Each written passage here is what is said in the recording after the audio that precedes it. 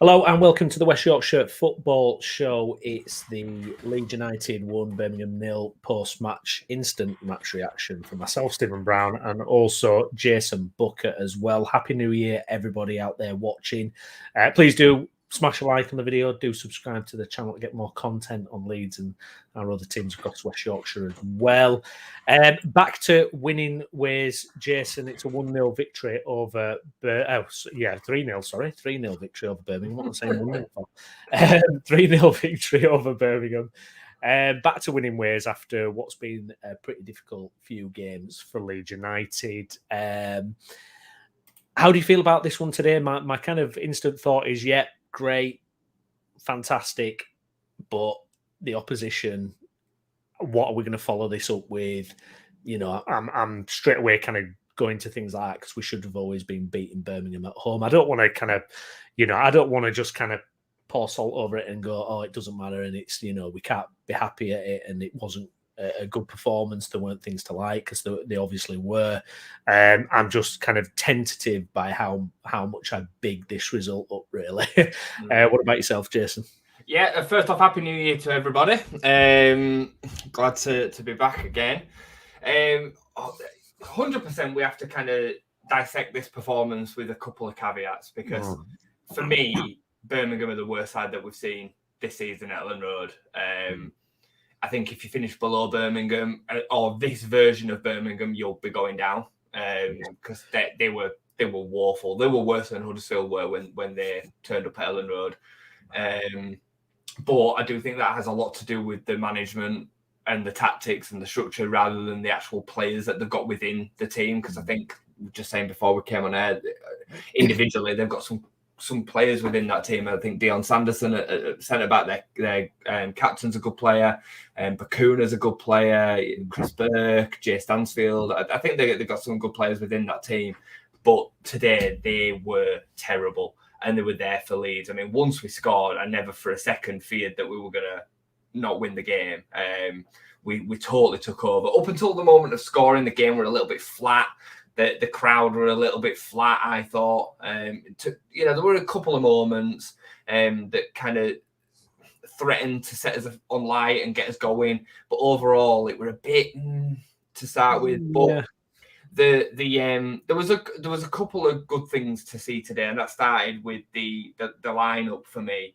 I was a little bit nonplussed to see Archie come back in, if I'm honest, and I didn't think he had a great game. I thought defensively he got caught out a couple of times again against one of their most dangerous players. If you remember back to the game at St Andrews, he absolutely cooked Luke Ayling, did their winger, and there were a couple of moments where I thought weren't really at it, and then he gave the ball away a couple of times. I didn't think he had a great game. There were a couple of moments where he did some good stuff as well, but I just don't understand Jed Spence not starting that game. He's been signed as our starting right back, and it just didn't really make sense for me. However, that aside, I was glad to see Kamara come back in.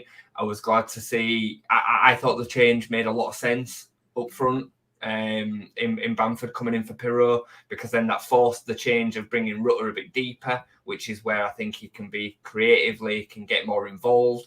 The fact is, very rarely does he stretch the play anyway, which was the narrative led by Farke previously to why they were playing that way around. And Dan James coming back in over Gnonto, I thought Dan James was fantastic all game, really, a thorn in the side all game of the fullback, but not only that, defensively, he just works so hard. The amount of times that he picks the ball back up, coming over the shoulder of a midfielder just to nick in and put a foot in, I thought it was excellent. So, yeah, I thought the starting lineup was overall pleasing for me, mate. Yeah, good stuff. Just to get through a couple of comments. Gail, Happy New Year to you both. Happy New Year to you, Gail. Thanks so much for tuning in again. Saints and Ipswich drop points, which is good. Yeah, absolutely. We're going to... get to all that as well. The starting lineup, it was one of those where when it was kind of breaking, I was out with the family. We were going for a bit of a walk, so I was kind of on my phone and then off my phone and kind of checking for updates and everything. And when we saw Klaassen as well was going to get the nod. Darlow's injured his thumb or something, I think I've heard. Obviously, that kind of sent alarm bells a little bit because I think, what was his other performance? Leeds against Wolves. When he came on against Wolves, didn't he, when Melier got sent yeah. off? No, he came off injured. Did he get sent off or did he come off injured? It was something, wasn't it, where he came out? Wasn't it the 3-2 Whaling winner away in the first season? Yeah, second season. Second season. And we've not seen. We've not No. seen him since, and him coming in, you think, oh, what's this about? Your first two goalkeepers are not available, so you think, oh, okay. I think certainly if I'd have been Wayne Rooney, I'd have been going hit the ball from 40 yards out, just test him, which they didn't do all game, unbelievably. Is it just me, or did he look a little bit chunky? I think he's looked like that for a while. I think he's putting on his eyes. Yeah, it looks like he's just come from a shift as a bouncer last night, New Year's Eve, didn't he? He's like, blimey. The other changes, I think Kamara coming back in makes sense. I agree with you about the Gray thing. I think, I would have loved to have seen Jed Spence out there today. I really would. I would have loved to have seen what he'd have done to this Birmingham team there today, because we were actually overlapping. The fullbacks were actually overlapping today, and I would have thought it would have been a perfect opportunity for Jed Spence. I don't get that. It didn't make sense. It didn't make sense, but I mean, he clearly favours Archie as a starting right back now, doesn't he? He clearly favours Archie as in that position, and I understand the qualities that he brings to it, but for me, his lack of real top speed and just sometimes experience, which is fair, it's fine. I understand he's going to be inexperienced, but then start the experienced right back. It just, I don't know. Well, I'm worried for his confidence a bit, though, because I've noticed this in the last few great performances, is he does something good and then loses the ball. He's doing that quite a lot, where he does something, he might beat a man and then he passes it and loses it or gets tackled. And I think there's a little bit of a confidence issue potentially coming in because he's getting exposed so much. He was against a very poor, team today who didn't target him like they could have done. If they'd have targeted him, it would have been interesting to see. And I think I don't see why you bring him back in myself. I really don't. Dan James coming back in. I mean, Dan James is just superb. I mean, he is a proper winger on that side. I mean, for me, when Gnonto's playing on that right wing, Gnonto just does not look comfortable on that right-hand side. And I don't see Gnonto as a right winger or anything like that. His game for me is on the left cutting in. That's where we've seen him at his best. But Dan James is just such. He's essential, mate. He's essential. He is. No, he is. We have to accept it. He is essential to this team. Is Dan James? I mean, the numbers he's getting this season and the threat that he has. It's vital to what we're doing. Absolutely. The big one for me, and when it came through and I text you, was like Bamford, bloody hell, because just to see his name, it wasn't necessarily tactically assessing it or anything, but it was just to see his name on the team sheet starting again. He's like, wow, what is going on here? There's obviously been a lot of chitter chatter about Piro, and he's had a couple of quiet games as Piro, and I mean, this is probably the biggest talking point from the game today is what does this mean going forward now? Because Rutter, a little bit deeper, in that number 10 and staying in that number 10 role was incredibly effective today. I thought you could see his confidence grow, through the game. He had that moment early on where he overran it, and he's been doing that a lot recently, losing it easily. And I thought today he was back to his best. A phenomenal player. I mean, just an incredible player to watch. He needs to be involved, Brownie. He needs to be involved in the game, because when you play as a 9, there's so many games, so much of the game where the ball isn't in and around you. You're not involved in the game. And then when that moment comes, Gio's kind of natural tendencies are to try tricks and overplay and things like that. So he doesn't have the opportunity almost to get it wrong that often. Yeah. Whereas when he picks it up at 10, he's involved so much more. So it just makes sense. I mean, we've been calling for this for weeks and months. And, I know some big streamers have been coming out this week and saying that Piro's not a 9 and no. He's a 9. He's a 9. Like, sure, you can, as part of a tactic, pick up the ball a little bit deep. And it's true that a lot of his goals came from just outside the box. He likes to get his foot behind the ball and smash it. That is his technique. But for me, Piro never looks more deadly than when he picks up the ball in the box and he's left one-on-one with the keeper. And the opportunity that you're going to get to do that is when you're playing as an out-and-out 9. You're going to get that opportunity more. And the manager and the tactics need to try and create them opportunities more often. I've been calling that all season, that's the biggest problem. We don't find Piro with the ball at his feet in the box enough to give him them opportunities to score. No. So for me, the argument has been that Piro can't effectively press. Well, you make him effectively press. You coach it into him. Sure, he's not quick enough. He doesn't stretch defences as much. I understand that. You leave that to Dan James and Somerville. You bring them cutting in, and you stretch the game that way instead. And I think that's what we saw today. Bamford didn't really stretch the game. He pressed well. And I thought Bamford had a great game today. I thought he had a really, really good game today. He linked play well. He touched it back into midfield well. He pressed well. Held the ball up when he needed to. I thought his goal was excellent. Peeled off the defender. You know, Dion Sanderson is a massive figure of a guy. Peeled off him well. Good header. Yeah, mate, it was spot on. Daniel Farke had to have a massive climb down today. Big climb down. What have we been seeing with Piro and Rutter all season? Because what I saw today from Rutter, we have seen from Rutter where he's picking the ball up deep, he's twisting and turning.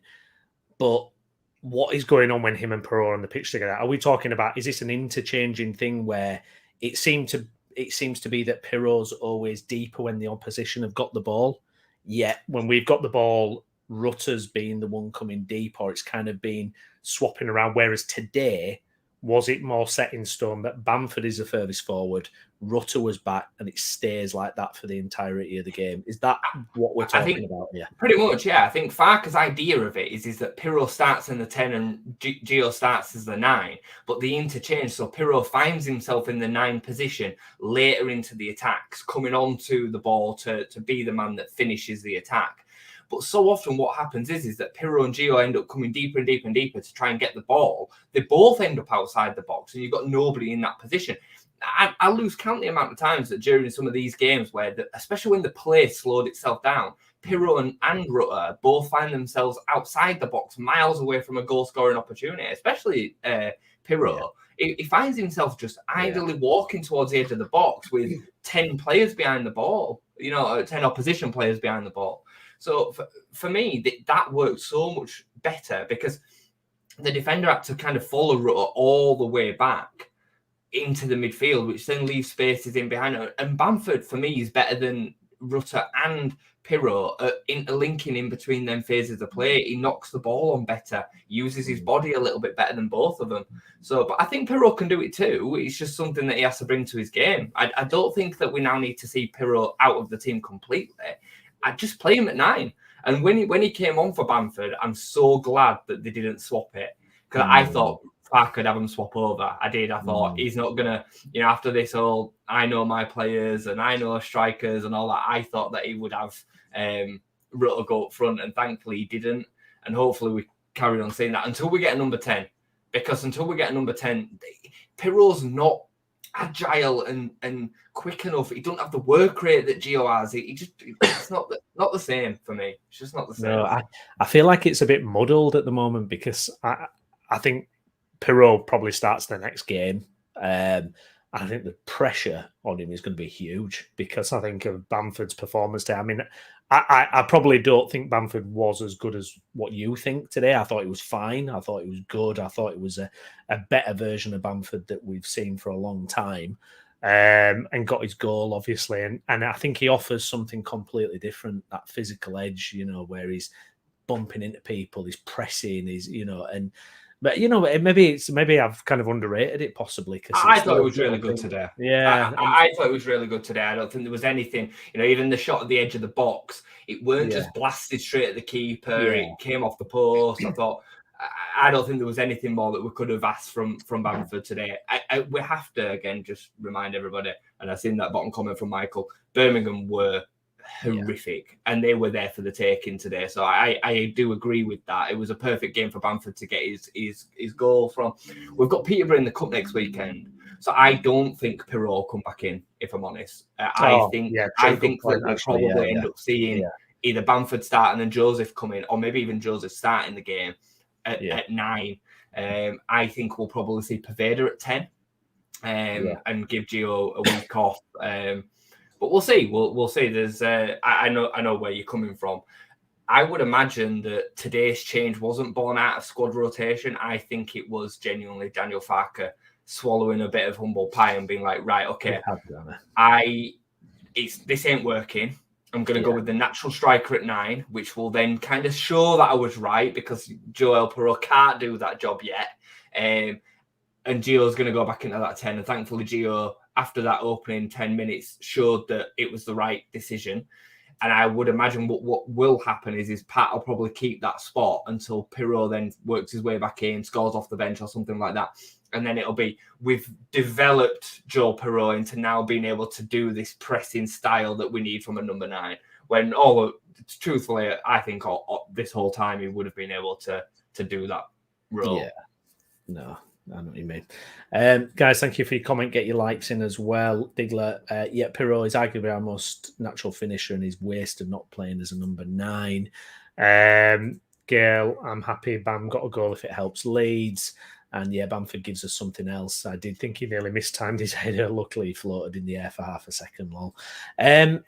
It's a bit of an interesting one because Perrault has obviously struggled in the team recently. I do wonder kind of what he'll do kind of next league game with it, because I don't know. I feel like Farke is quite a stubborn guy, and I think he has had to eat a bit of humble pie today. I think he definitely has. He had to ring some changes with Rutter. How he played today.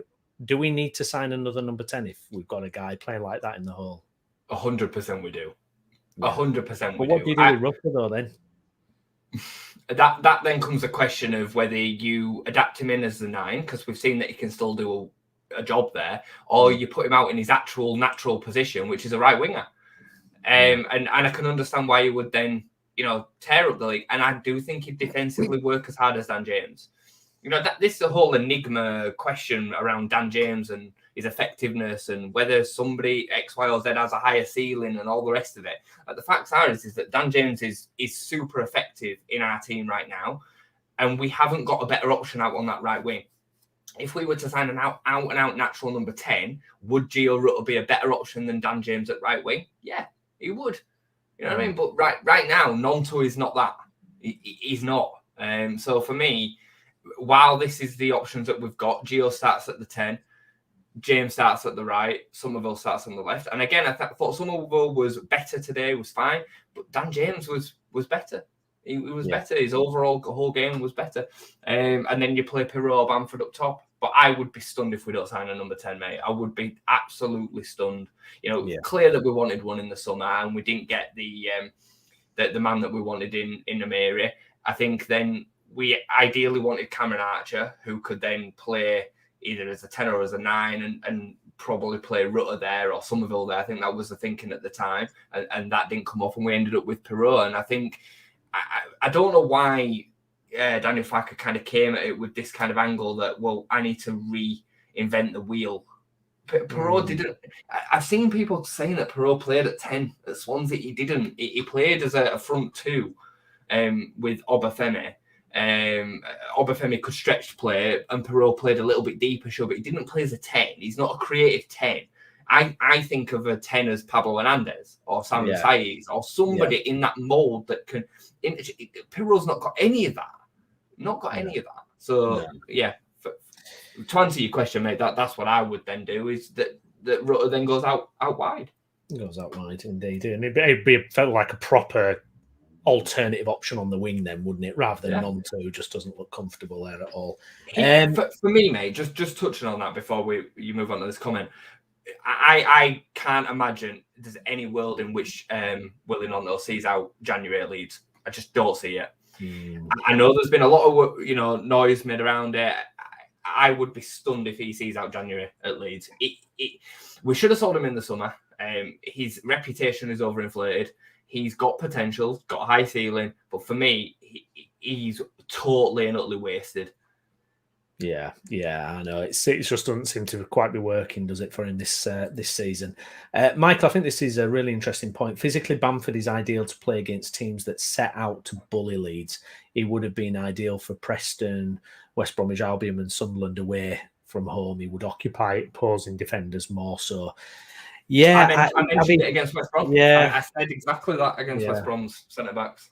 we needed something different. Because you even saw Piro, a couple of times when he comes on today, kind of jumps out of the way of the tackle, or he kind of doesn't do that side of it, does he? Really? No, it's going to be interesting to see what we did.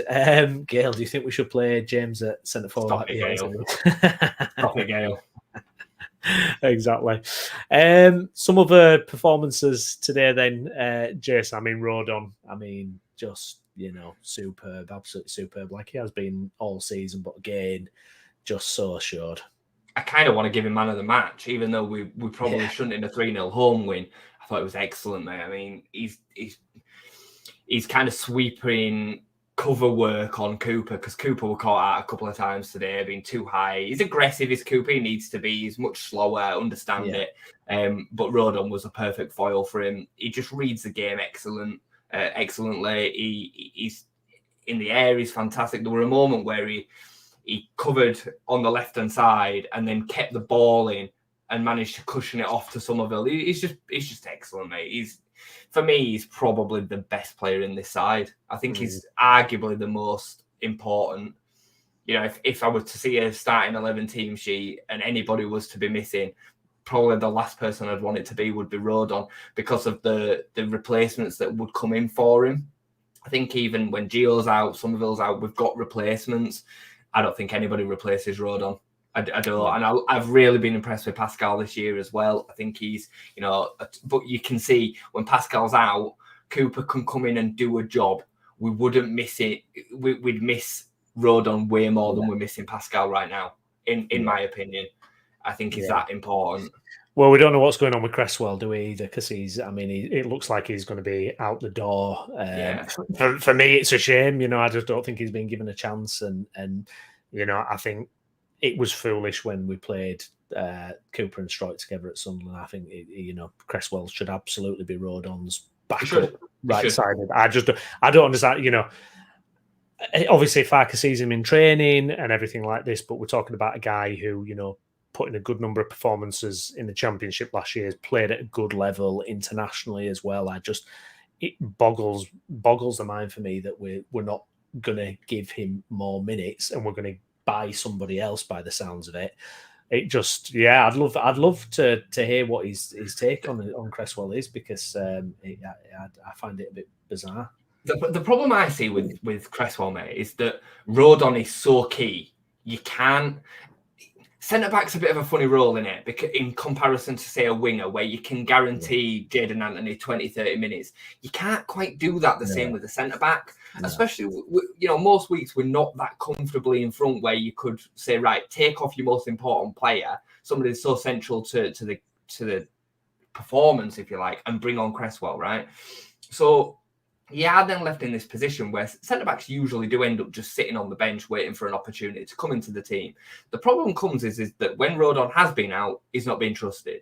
Cooper's then been trusted instead, which has then pushed Stroik out of position, and the whole performance has looked disjointed. Don't understand that. But I do understand why he's not playing while Rodon's fit and available.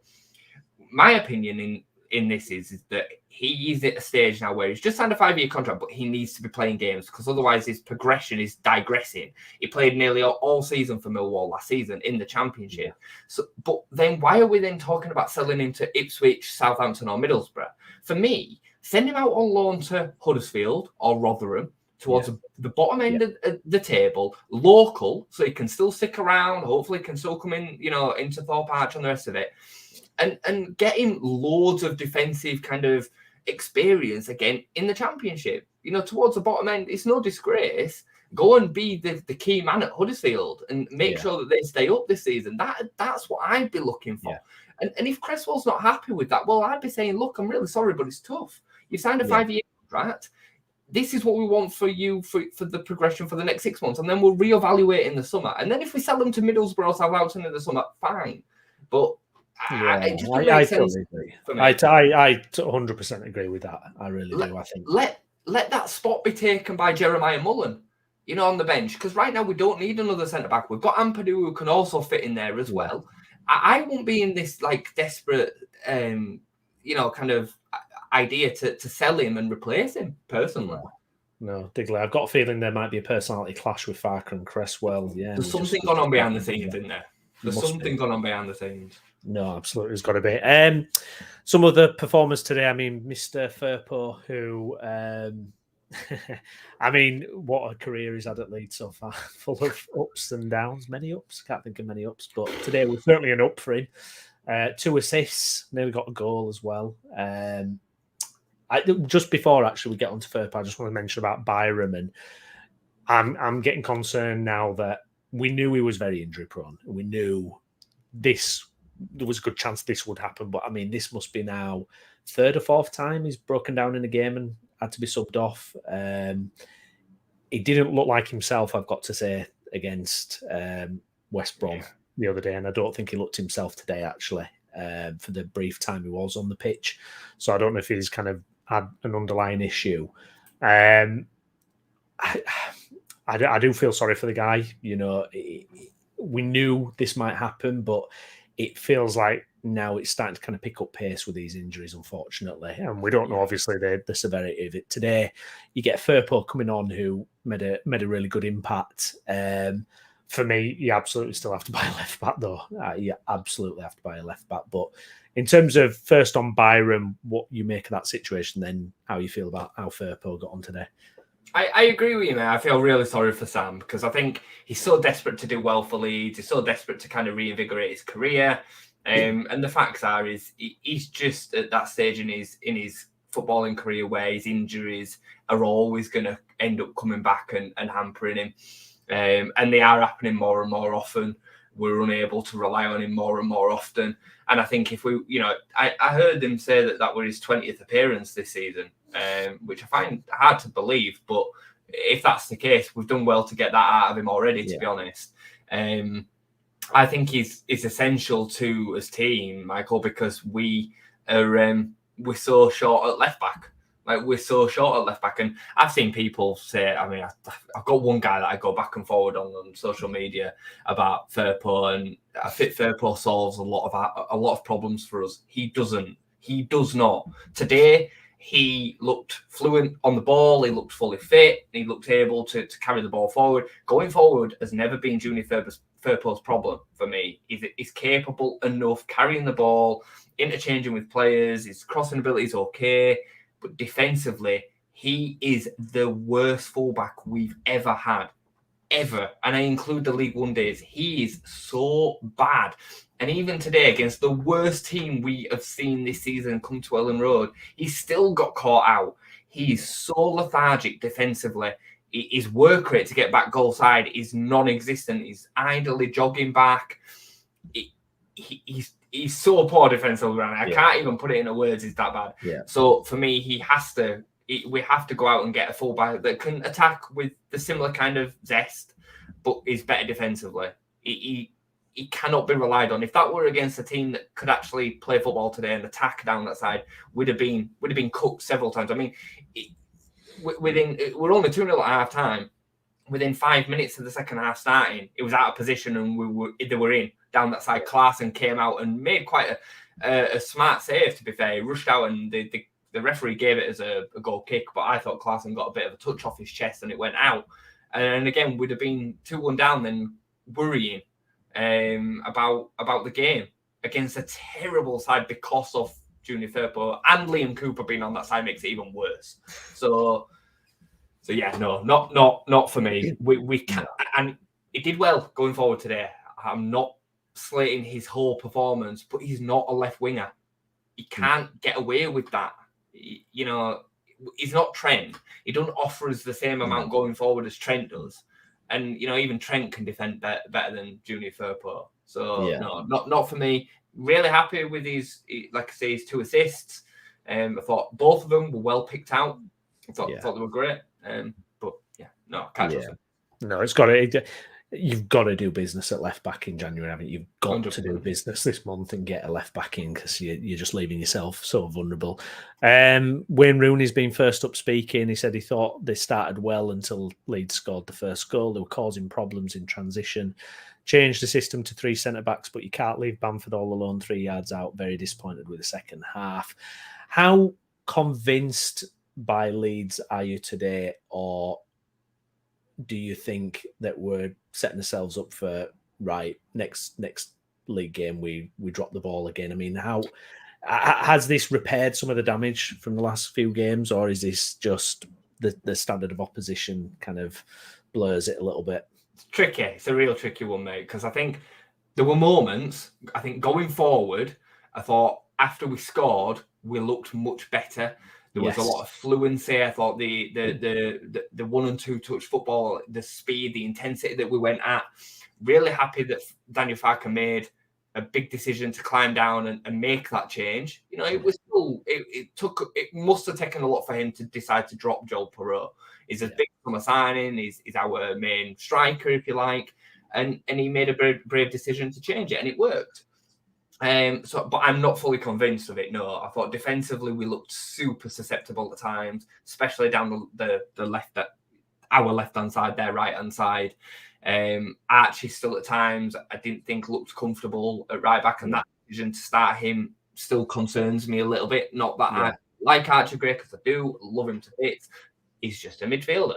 A midfielder that's trying to play right back, that shows moments of being, a good player. But I think all of his attributes and his characteristics that he shows that are positive during a game are midfield ones. They tend to be when he goes forward, cuts inside, he's good on the ball, he's technically really good, he can take a player on, reads a game really, really well, but they're all midfield attributes.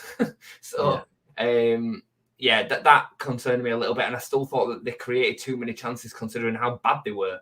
They were really, really bad, Brownie.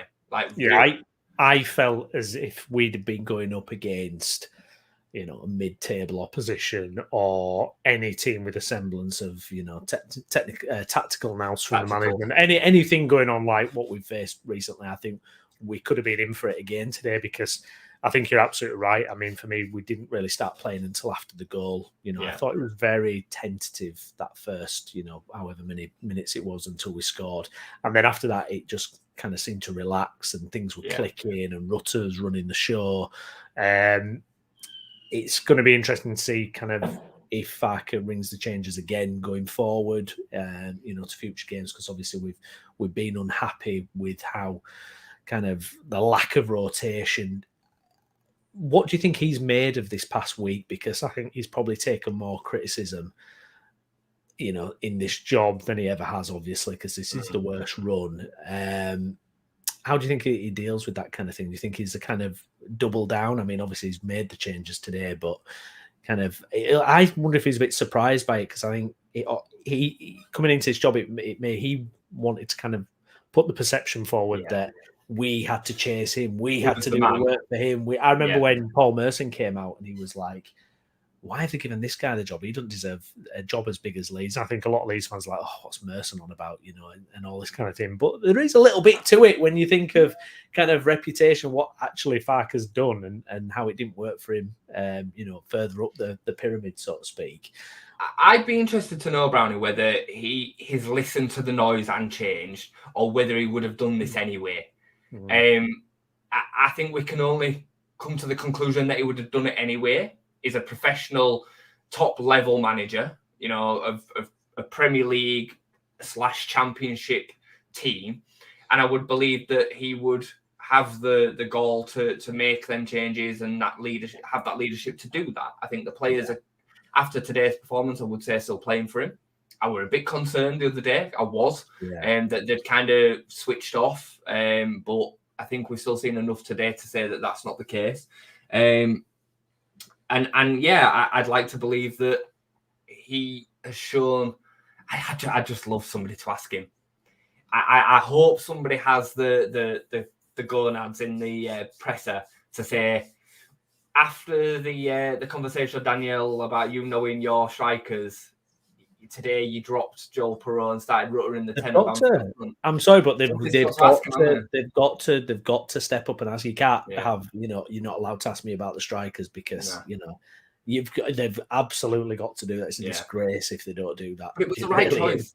He made the right call, and it worked. And I think it would have worked if we'd have seen that against West Brom. I think that was exactly the decision that he needed to make against West Brom, because Joel Piro does not have the technical abilities to open up a team like Rutter did today. No. And West Brom are better than Birmingham, but I'm telling you, we'd have created more clear-cut chances than we did against West Brom if we'd have started with the same 11 today against West Brom. 100% we'd have created better chances. Would have been fascinating because, there's a few comments coming in and like Arthur said here, away, and Gail, away, that's a swear word. This away form, we've got Cardiff. That's our next away league game. Cardiff is always a tricky one for Leeds. I mean, that will be a really perfect acid test in a way, won't it? I mean, Cardiff are 9th, they're kind of middling, they're doing okay. That is going to be a real acid test for Leeds and Farke, isn't it? 100%, 100%. And it's a game that I think we must come out of with 3 points. We have to get back on this kind of train now, and we hadn't even spoke about it, but the results went our way today. Again, Ipswich are full scale, bottling right now. Stoke were down to 10 men for over half an hour of that game as well, but you might not have known, but they were, and they had a player sent off, and they still couldn't break them down and score. That's now 6 games without a win now for Ipswich, I think it is. Yeah. Over the festive period. We've closed the gap to 7 points. I still am in the mindset that that's gone through. Yeah. One, win doesn't repair the damage that we've kind of caused over the last 2 or 3 weeks, but it's still there for us to chase. We still are hunting. And Southampton dropped away at Norwich after going 1-0 up. So they're not infallible, So it's there for us. It's still there for us to chase down. We've just got we've got to massively step up. Yeah. What's frustrating as well is we had August, and all of a sudden Ipswich and Leicester had a huge advantage over us, almost what felt like immediately. We were really consistent for a good few months there. We really over 2 or 3 months we chipped away, and then we've really blown it over the last few games. It's an opportunity because we're 4 points behind Southampton. We're 7 points behind Ipswich. It does feel like maybe we can kind of claw ourselves back in there, but I don't trust them at the minute. I don't trust this team at the moment. I don't trust what they're doing away from home. I don't fully trust Farke at the moment. Was it more luck than management? What is going on? Because he's got fantastic players at his disposal. I think he's got a real problem with Piro, though. I think there's a real issue there of what he does because, if Bamford starts in the cup next week and makes a real impact, scores a goal and changes it, what happens then? Browney, it's a good problem to have, is that we had for too long under Bielsa, then under the managers that followed Bielsa, where Bamford was the only out-and-out striker, and when he was fit, he played. We don't want that situation. We shouldn't have that situation. And if Joseph can kind of stake a claim, along with Bamford now coming in and making a difference, and Piro, he needs to work on that. He needs to work on his game. But I've said this before. I don't blame Joe Piro. I blame Daniel Farke for Piro being mostly ineffective in games. He needs to play in his position, and let's not have this narrative that he's not a 9, because he's a 9. Do you think though? I mean, you've mentioned how he was used at Swansea. Though, is there a best position for him? The fact that they play more with like 2 strikers. We're never quite going to do that, are we? So is it kind of are we onto a hiding to nothing with this? Well, this comes back to this question of whether he was the right signing or not. And it was a statement signing. It was a big signing. Southampton wanted him. He came out last week and said that he had options to go and sign for bottom end Premier League clubs as well. I don't know if you saw that, which I'm guessing he probably means Burnley, Luton, Sheffield United. And I think there has to be a way to make a player as good in front of goal as Joe Piro work. I mean, he was the top scorer in the league for 2 seasons in a row, alongside Victor Gyökeres, who's gone on to do really good things in Europe this season. So he's a top player, mate. He's a top player, and you need to find a way to make that work. And again, for me, in and amongst Rutter, Somerville, James, and Piro, if they're the 4 that start, you have to be able to make that work. Yeah, you have to. And again, he might not be right for certain games. Well, then don't play him. Yeah, you play one of the other alternatives that is. Yeah, absolutely. We're still waiting for some comments from Farke post match. What do you make of Ampadu today? I thought it was a mixed bag myself.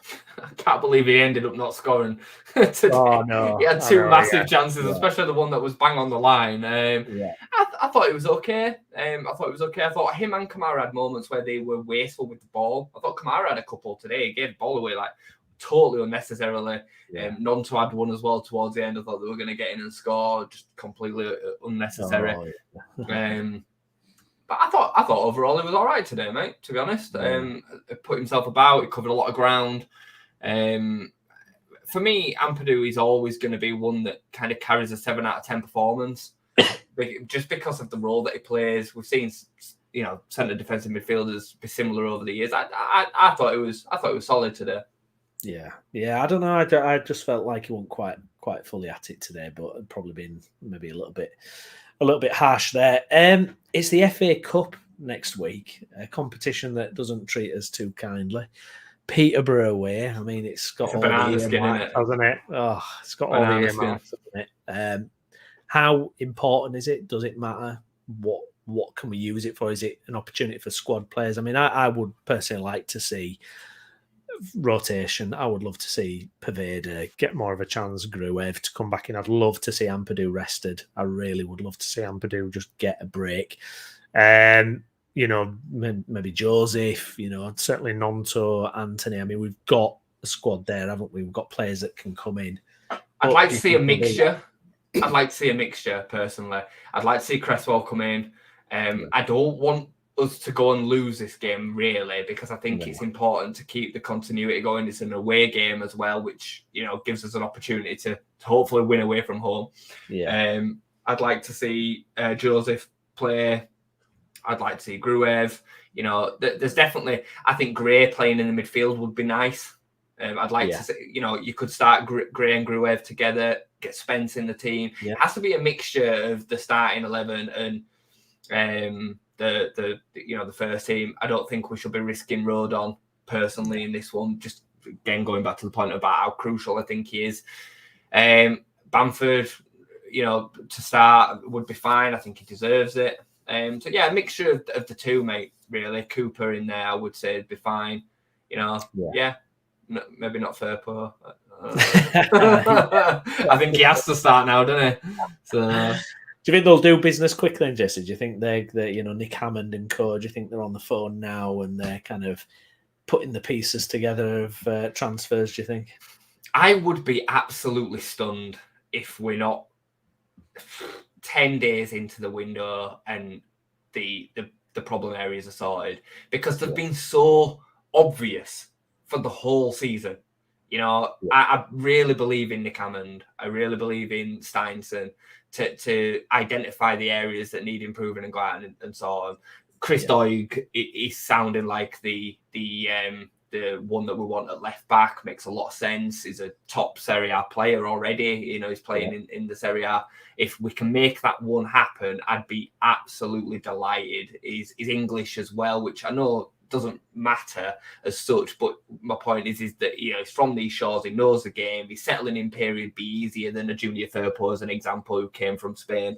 I think that'd be a top signing, and I'd say that's more key than the 10 right now because of the Byram situation. I wouldn't have said that in terms of what we need for the squad. I think the 10 is still essential, even though we saw a good version out of Rutter today. For me, we're going to face some much better opposition than Birmingham or what Birmingham put out today. So I would be stunned, mate. I cannot for a second see it going to the end of January like we used to have. No, indeed. Arthur does raise this. Villa Palace wants Somerville. I mean, he ain't going anywhere. Hypothetically, if Aston Villa, who were, what an incredible season they're having, just fantastic.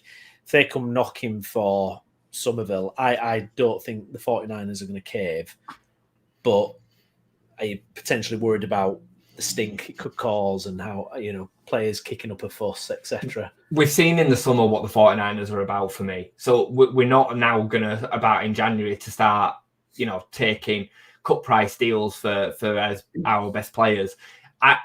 There's an eventuality that Somerville might go, but I believe that every single one of us would be sat there saying, fair enough, 45 million, we can't turn it down. 40 million, 50 million, whatever the price tag would be, we can't turn that money down.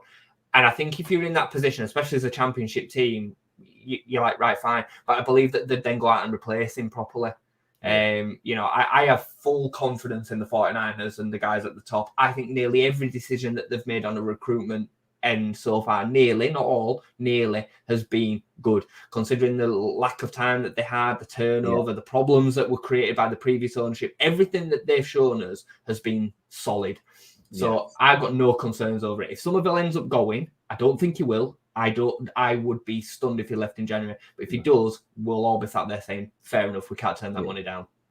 No, and to be honest, it does lead on to the point where this is why my expectations or my hopes are so sky high, and why I'm so gutted that we've kind of taken ourselves away from that automatic picture, certainly before today's result, because P&S, we are going to have to sell these guys in the summer. There is no argument about it. That Phil Hayes written an article. It's very clear that we are going to lose some of these guys in the summer. And this does represent, for me, our best chance, because I think you're right. I think you lose Somerville, 49ers will go out and properly replace that player, but do you get quite that player again? And then they've got to fit in, and it takes time. I think if we don't go up, I think it will be another summer of massive upheaval again. This is why we get so frustrated, Brownie, because the level, the caliber of player that we've managed to retain in the championship is freaky. And to be fair to the 49ers, they said that in the summer, that their transfer strategy was around retaining as much of the talent as they possibly could, because you're not going to see it. You remember when West Ham went down with that ridiculously good team, Jermaine Defoe, Michael Carrick, and players like that? Like, I'm not talking to quite that level, but it's similar in terms of what we were able to retain when we dropped down as to what they couldn't retain. They had to replace that team with, Carlton Cole and Bobby Zamora and, players like that. We didn't have to do that. You can't go out and buy a Somerville in the championship because they wouldn't be ready. You'd either be a young player that had come through that had progressed into what Somerville is, or it'd be an over-the-hill player, a Yannick Bolasie as an example, signing for Swansea. Like, you can't sign players like that in the championship. So fair play to them, and to keep them happy, which, it appears as if Somerville, Gio especially, are very happy at the club. It was a massive coup to the 49ers. And I think it made a lot of sense the way that they went about it. But yeah, for me, mate, I don't. Come the summer, we would not keep hold of them if we went down. Obviously, they're way beyond the championship. Yeah, no, absolutely. We're getting some comments in from Farke. He said he felt it was a brilliant performance, if not perfect. Very happy with Bamford, Rutter and Clarkson.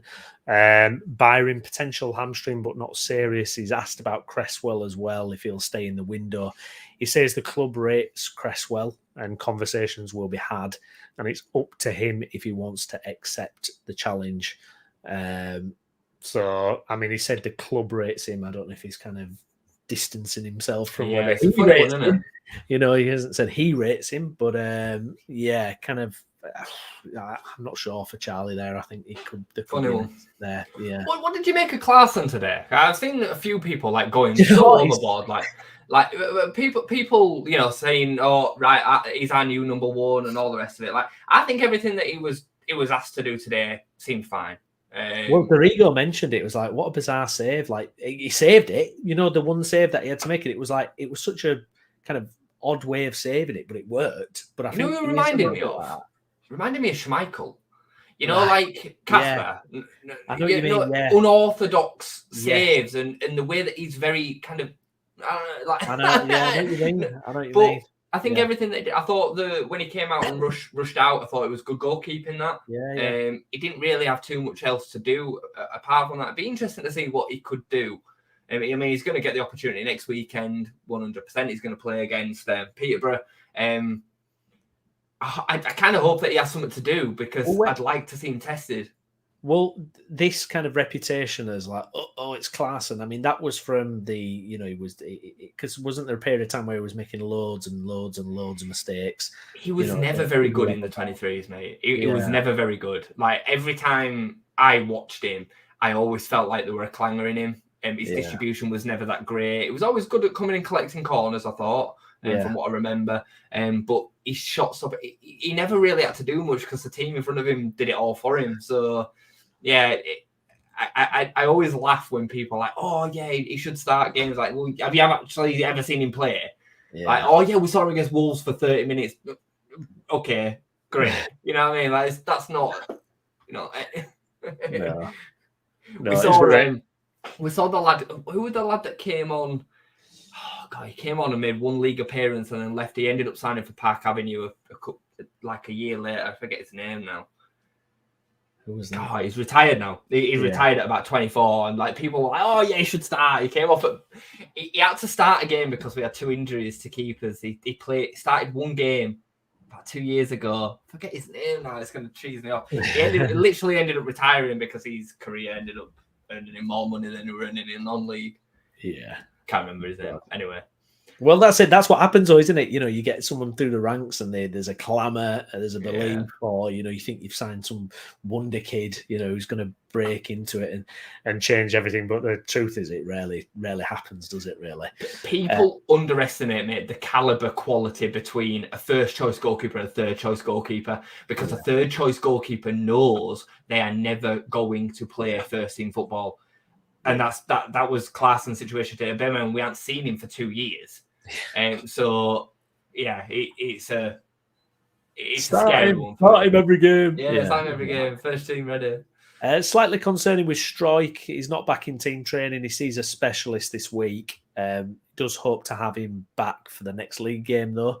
Hopefully, because I know he came back very quickly from his previous injury. So I hope there's kind of nothing niggling him there. Darlow dislocated thumb in warm-up versus West Brom. He carried on and also played despite his partner being due to have a baby. Daniel Farke loves his commitment and mentality. Who was that? About Darlow? Darlow, yeah.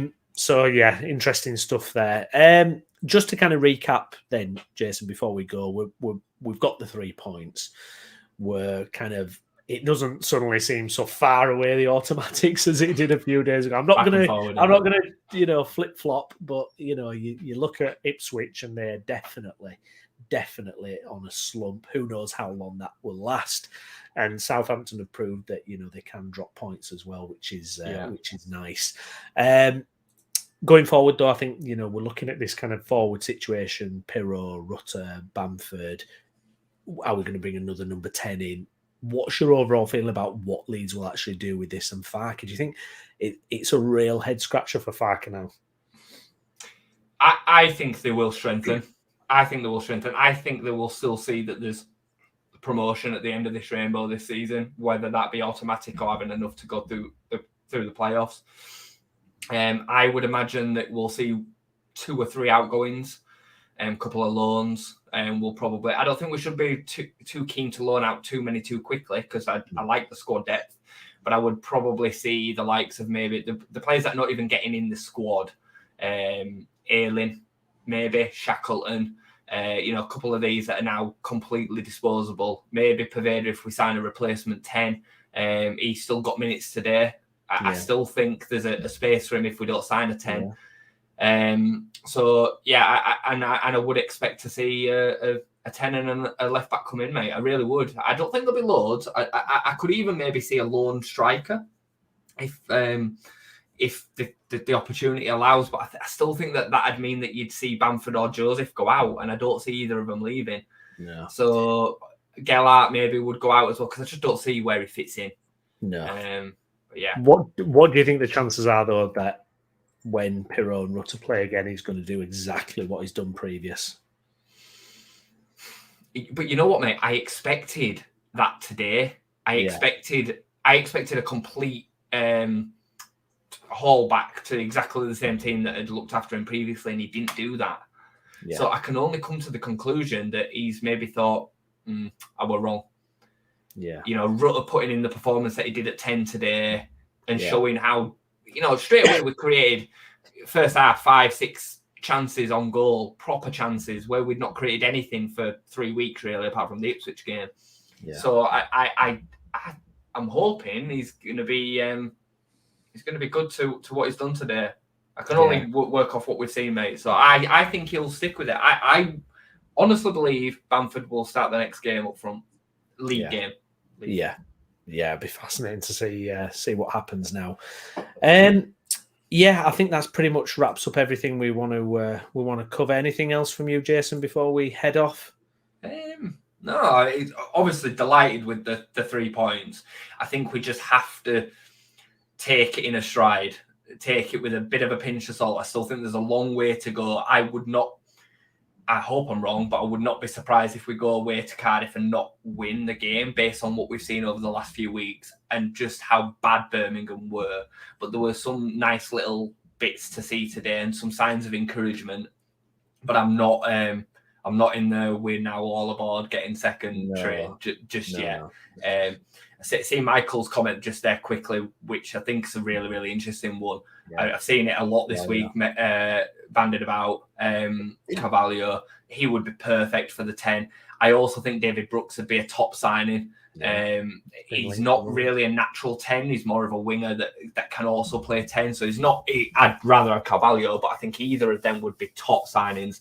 And I've made my opinions about Ilya Share well known. We could go out and sign Jack Clark as well. You know, if Jayden Anthony is going to go back, which I do still think is fairly possible that might happen, I would love to see us go and spend. To see him back? I'd love us to go and spend the money on Jack Clark. He's not signing the contract. He's not happy with what they've offered. So potentially, and he knows Leeds. He knows what it's about. I feel like he's capable of, playing in front of that crowd. 100%. And I just think he offers so much more than Gnonto does. For me, if the offer is there of 20-25 million for Gnonto, I'd be snapping your hands off. I would. Yeah. I know not everybody's going to agree with that, and I know that people will say the ceiling, and we all got offered 30-35 million from Everton in the summer. For me, he's regressed. I actually don't think he was ever as good as what we thought he was anyway. I don't think his head's fully in it. And I do think that the more time goes on, the more that value decreases. If we carry on with this pattern till the summer with Gnonto like this, he'll be leaving in the summer for 10-15 million quid. I know, you did, because at first I thought, why did Italian teams let him go? Why weren't Italian teams all over him, like the top Italian teams? And then you just wonder, don't you? You do wonder if they knew something we didn't. I also think he's been played out of position too. Yeah, I do. Yeah. I think he's suited to that right hand side. No, I agree. Guys, thank you very much for joining us on New Year's Day. We'll be back again with another post-match stream and content before then as well. Thank you so much for liking the video as well. Please make sure you have liked it if you've not already. Do subscribe to the channel as well for future content from myself and Jayson. And we will catch you again. 3 points for the Whites. Come on.